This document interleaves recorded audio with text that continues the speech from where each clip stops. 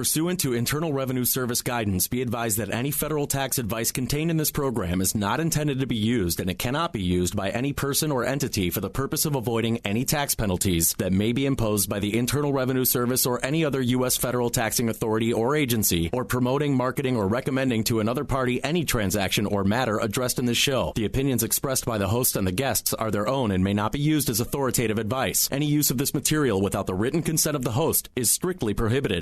Welcome back. I am your host, Attorney Stephen Leahy, and this is the IRS Radio Hour on AM 560. The Answer.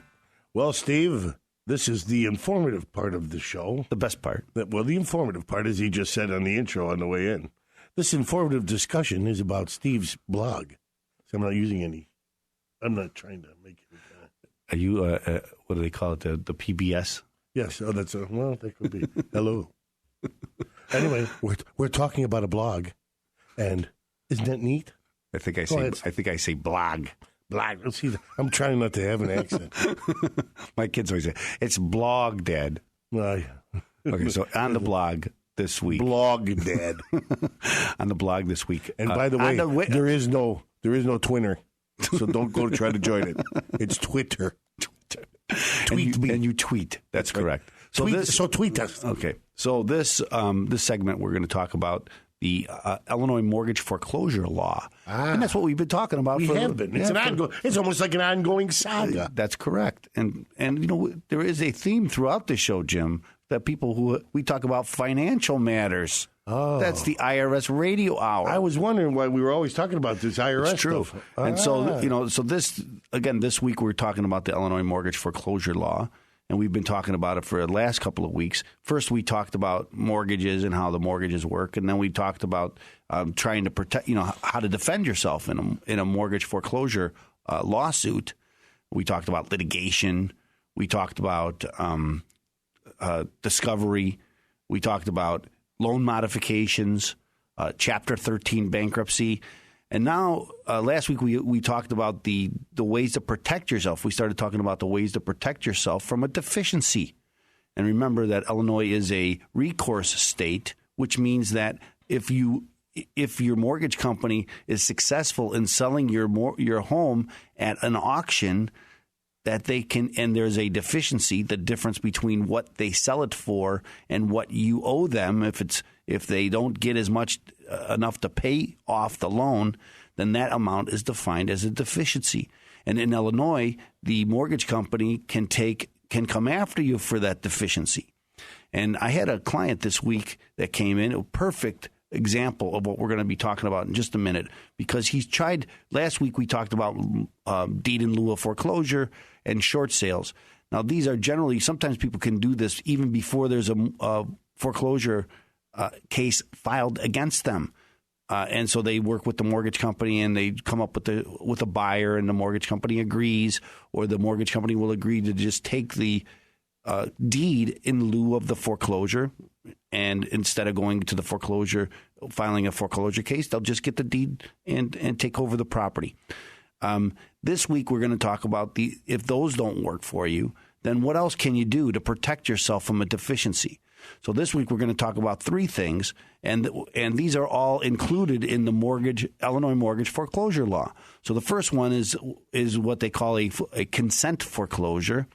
The next one we're going to talk about is a shortened redemption period. And then the third one we're going to talk about is in rem. And an in rem is Latin, means against the property. Instead of in persona, means against the person. So they can, those are the two different types of judgments that they can get. Wait, we're speaking Latin. This is a highbrow show, Jim.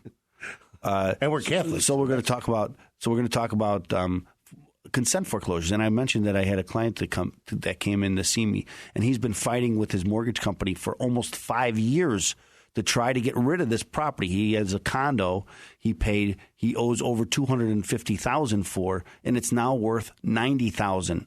And since he bought the property, his family has grown, so he can't live in the condo. It's just too small. And so he's trying to unload the condo. We can't sell it without the mortgage company's permission because it's not worth what he owes, and he doesn't have $200,000 to hand over to the mortgage company. and they won't take a deed in lieu of foreclosure. He's tried and tried again, and they have a foreclosure action against him. So in this case, it's a very good. We're working very hard to get him what we call the consent foreclosure. And what this is, a consent foreclosure is when you agree to a judgment being placed against you. So instead of fighting it, instead of litigating, instead of doing discovery, instead of trying to drag it out, which is usually the strategy in order to get a loan modification, you agree. You say, you know what, I'll agree. You can get a judgment against me. And usually this is because there's other liens on the property. So if I have a second mortgage, for instance, in order to get that second mortgage off, they have to go through the foreclosure process, because otherwise the mortgage company would take possession of that property and they'd still have a lien from the second mortgage company.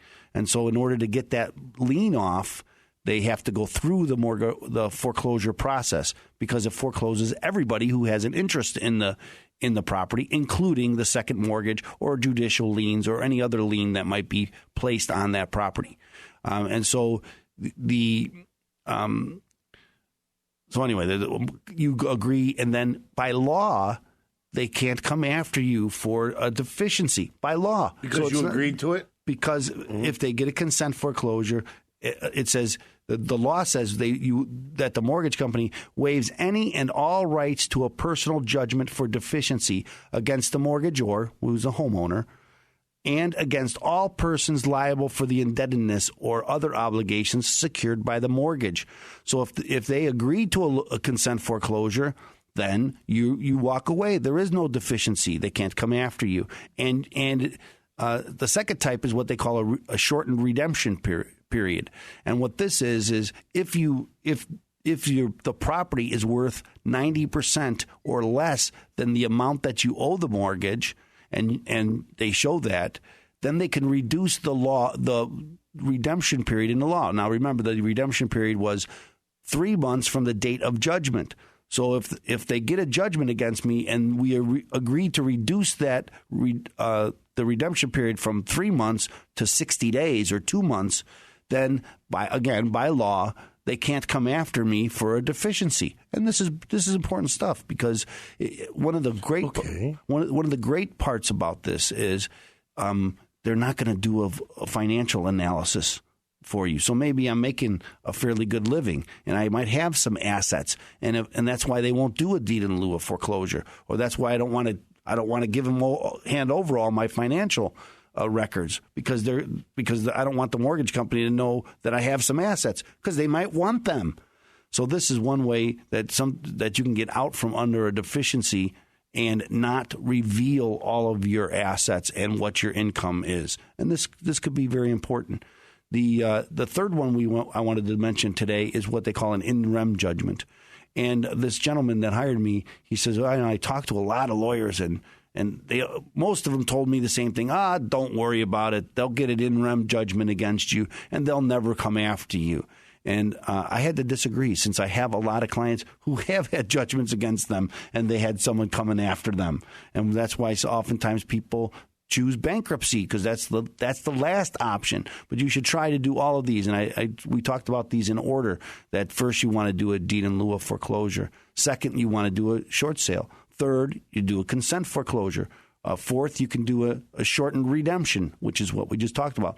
The fifth thing you can do is an in rem judgment. But if none of those work, you have to know that, hey, if none of this works, I might have to file bankruptcy. So I think when people decide what they call, we talked about this a couple of weeks ago, is a strategic default. When I could pay it, I just don't want, I can't keep struggling like this, because this property's underwater and I can't make ends meet in my home, and I have to get rid of this property. Whenever you get into this, and the mortgage company will often tell you, I can't help you unless you're 90 days past due. And so a lot of people interpret that to mean, well, then I'll just fall 90 days past due, and then the mortgage company will help me. But then you fall 90 days past due, and they say, well, we didn't say we would help you. I just can't help you unless you're 90 days. So then, and then they get down this road, and then they try to do all these other things, and then they find out, I got to file bankruptcy, and they never wanted to. So I think you should always talk to somebody first. Go down this list. Find out how this all might work for you. And never strategic default unless you're willing to go the whole route, because otherwise you're going to find yourself in a lot of pain. And it's important you find an attorney who that's right. opens everything up to you and lets you know. So if you have property that you're underwater and you're considering a strategic default, or if you just can't pay, so it's not a strategic default, you're just defaulting, then you should call my office at 312-664-6649. You can visit our website at chicagotaxteam.com. You can go to the Facebook is IRS Radio Hour. .com. No, it's not .com. See ya.